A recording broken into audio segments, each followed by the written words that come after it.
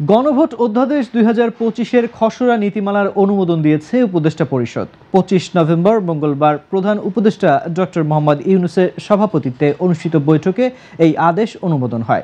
এদিন সকাল 11টায় প্রধান উপদেষ্টার সভাপতিত্বে এই বৈঠক শুরু হয়। এর আগে গত 20 নভেম্বর বৈঠকে গণভোট আইন অনুমোদন করে উপদেষ্টা পরিষদ।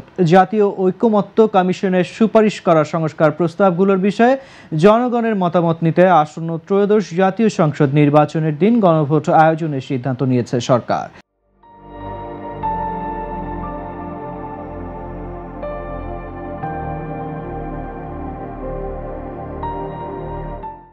এই গণভোট আয়োজনে আইন প্রণয়ন করতে হবে। ওই সময় সরকারের পক্ষ থেকে জানানো হয়, কয়েক কার্যদিবসের মধ্যেই গণভোট অধ্যাদেশ আকারে চূড়ান্ত অনুমোদন দেওয়া হবে। এ নিয়েই আজ অনুষ্ঠিত হয় উপদেষ্টা পরিষদের বিশেষ বৈঠক।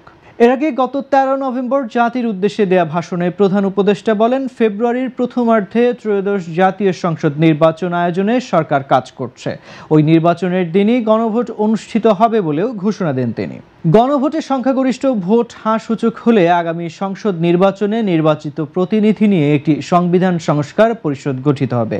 এই প্রতিনিধিগণ একই সাথে জাতীয় সংসদের সদস্য হিসেবে দায়িত্ব পালন করবেন। পরিষদ তার প্রথম অধিবেশন শুরুর তারিখ হতে 180 কার্য দিবসের মধ্যে সংবিধান সংস্কার করবে। সংবিধান সংস্কার সম্পন্ন হবার পর 30 কার্য দিবসের মধ্যে সংসদ নির্বাচনে প্রাপ্ত ভোটের সংখ্যানুপাতে উচ্চকক্ষ গঠন করা হবে। এর মেয়াদ হবে নিম্নকক্ষের শেষ কার্যদিবস পর্যন্ত।